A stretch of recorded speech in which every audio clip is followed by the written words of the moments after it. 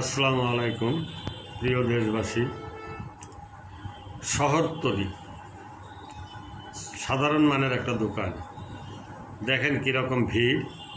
আধা ঘন্টা লাইন দিয়ে এই মুরব্বী বিধায় চান্স পাইছি, নইলে 1-1.5 ঘন্টার মধ্যে চান্স পেতাম না।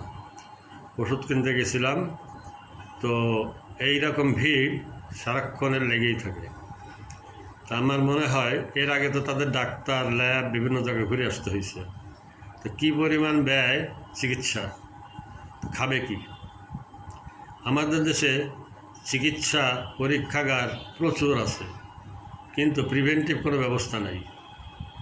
চিকিৎসা এবং টেস্টের যে ব্যয়ের কোনো লাগাম নাই, কোনো নিয়ন্ত্রণ নাই, কিন্তু প্রিভেন্টিভ কোনো ব্যবস্থা নেই যাতে রোগ ব্যাধি না হয়। তার জন্য সরকার যদি এর 25% পয়সা ব্যয় করতেন, তাহলে এত রোগ বালাই হতো না, আর মানুষের এরকম অবস্থা হতো না। কী খাবে মানুষ দেখুন আপনারা। ধন্যবাদ সবাইকে।